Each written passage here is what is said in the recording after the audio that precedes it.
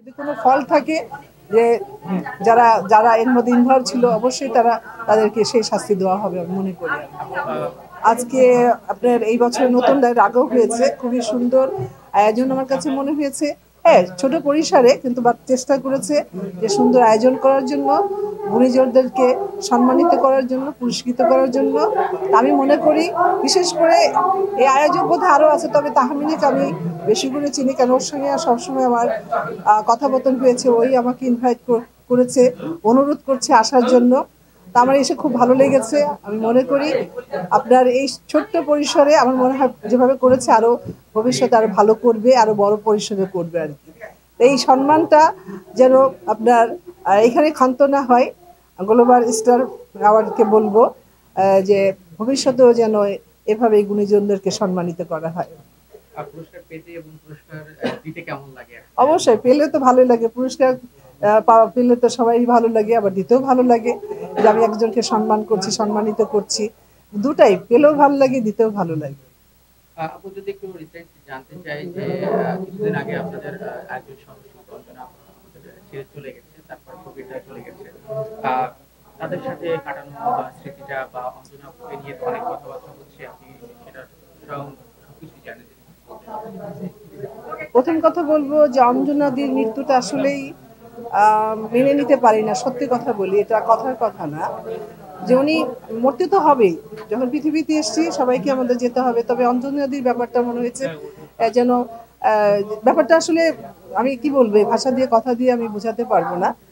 তো অঞ্জনাদি যখন অসুস্থ বোধহয় পিজি হাসপাতালের যাওয়ার বোধহয় 2 দিন আগে আমি শুনেছি আর কি। তো পরে আমি যে আমাদের জানলা হিরোইন, ওর সাথে সবসময় আমার যোগাযোগ হয়েছে। 2 দিন পরে আপনার পিজিতে আপনার তাকে ট্রান্সফার করা হয়েছে।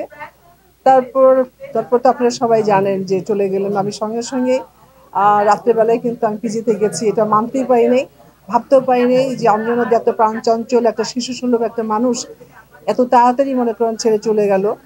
তো ওনার যখন আমি গেলাম, তা হাসপাতালে যখন মানে ট্রলিতে আছে, মুখটা ঢাকা, আমাকে দেখে আপনার এখানকার যারা ছিলেন তুলে দিলেন। সত্যি কি বলবো, অঞ্জনাদি কি বলছিলাম, অঞ্জনাদি তোমার সাথে কথা বলার আর সুযোগ হলো না, কারণ আমি গত বছর জুলাই মাসে আমি 15 তারিখে লন্ডন চলে গেছি। তার আগে তার সাথে আমার টেলিফোনে কথা হয়েছিল, তারপর বোধহয় 2-3 দিন পরে আমি আবার ফোন করেছিলাম। তো উনি বোধহয় ব্যস্ত ছিল। তবে একটা কথা কি জানেন, আমি যদি ফোন করতাম মিস করলে কিন্তু একটু পরেই বা 1 ঘন্টা পরেই উনি ফোন করতেন, সরি সরি সরি আমার ভুল হয়ে গেছে, বা আমি ব্যস্ত ছিলাম বা দেখি নেই। হ্যাঁ, তাই আমি বলতাম অঞ্জনাদি কোনো বিষয় না। তো লাস্টে আমি অনেকবার ফোন করেছি সে জুলাই মাসে যাওয়ার আগে, এটা আর উনি ব্যাক করেন নাই। হয়তো উনি ব্যস্ত ছিলেন কি কারণে আমি জানি না, কিন্তু এই স্বভাবটা ওনার কখনই ছিল না। তো কি বলবো, এটা ভাষা দিয়ে কথা দিয়ে আমি বর্ণনা করতে পারবো না যে ওনার মৃত্যুটা আসলে মেনে নিতে পারি না। তারপরেও চলে গেছে, মানতে হয়। তবে উনি সশরীরে হয়তো চলে গেছে, কিন্তু তার যে চলচ্চিত্রের যে ওনার কর্মকাণ্ডগুলো রেখে গেছে, আমি মনে করি বাংলা চলচ্চিত্র প্রেমীরা তার মনে রাখবে, তাদের মাঝে সে বেঁচে থাকবে। উনি যেখানেই থাকুক আল্লাহ যেন তাকে জান্নাতবাসী করে। অঞ্জনার বিষয়ে বা অঞ্জনাপুর বিষয়ে আপনারা সক্রিয় ছিলেন, তার মৃত্যুটা আসলে স্বাভাবিক নয় বলছিলেন বা অনেকেই বলছিল। আমাদের সহশিল্পীরা বা চলচ্চিত্র শিল্পী সমিতি থেকে একটা উদ্যোগ নেওয়া হয়েছে, আসলে প্রেস কনফারেন্স আমরা দেখছিলাম নানা বিষয়গুলো নিয়ে, আসলে অসঙ্গতিগুলো কি তুলে ধরার জন্য বা খুঁজে বের করার জন্য তাদের কার্যক্রমটা কতটুকু কি মনে করবেন? না, আমি যতটুকু, আমিও কিন্তু আমিও আপনার শিল্পী সমিতির একজন, কিন্তু যে কোনো কারণে আসলে ব্যস্ততার কারণে আমি যেতে পারছি না। তবে এখানে যে আছে তার দিয়ে টাইপ আছে, আরো অন্য অন্য আছে, তারা দায়িত্বটা নিয়েছে। আমি অবশ্যই দেখি গণমাধ্যমের মধ্যে, ইউটিউবের মাধ্যমে।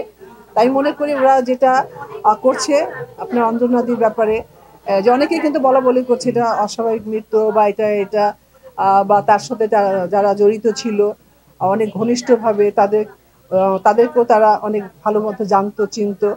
তারাও অনেক কথা বলছে গণমাধ্যমের মধ্যে, আমি দেখতে পাচ্ছি। তো এগুলো যদি মনে করেন যে ওই যাদেরকে অঞ্জনাদি একদম আপন করে নিয়েছিল, আপন ভাবতো, তাদের যদি কোনো ফল্ট হয়, আমি মনে করি আমাদের শিল্পী সমিতি যে উদ্যোগটা নিয়েছে এর মধ্যে মধ্যে বেরিয়ে আসবে আর কি। যদি কোনো ফল্ট থাকে যে যারা যারা এর মধ্যে ইনভলভ ছিল অবশ্যই তাদেরকে সেই শাস্তি দেওয়া হবে আমি মনে করি। ফ্যাশন নিয়ে আবার কবে আবার নতুন রূপে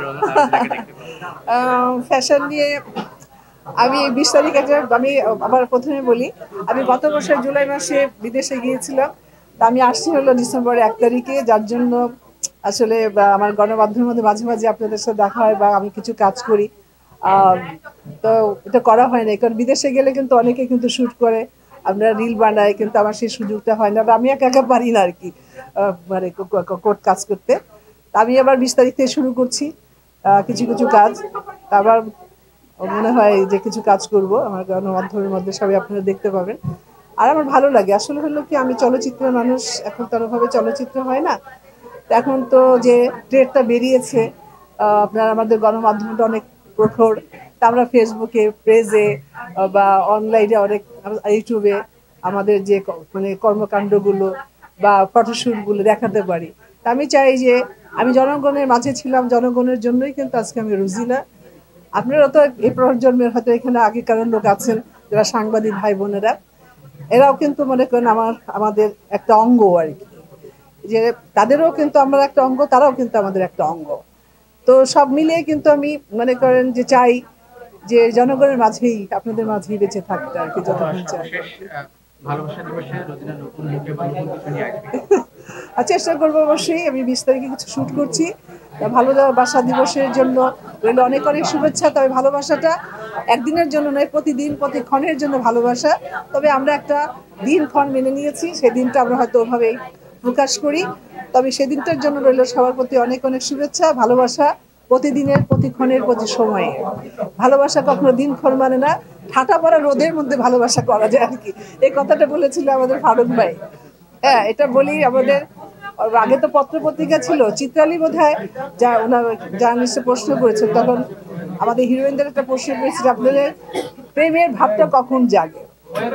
তা আমরা এক এক সময়, আমরা এক একজন এক একটা বলেছি, এই টিপটিপ করে বৃষ্টি হচ্ছে বা আপনার জ্যোৎস্না রাত বা লং ড্রাইভিং করছি, বৃষ্টি, চতুর্দিকে ঘাস, চতুর্দিকে বাগান। তো ফারুক ভাইয়ের কথা আসলে মনে পড়ে, উনি বলেছিল যে প্রেম জাগলে ঠাটা পড়া রোদেও জাগে আর কি। এটাই। তবে আপনারা ভালো থাকবেন, সুস্থ ওকে, থ্যাংক থাকবেন। ইউ।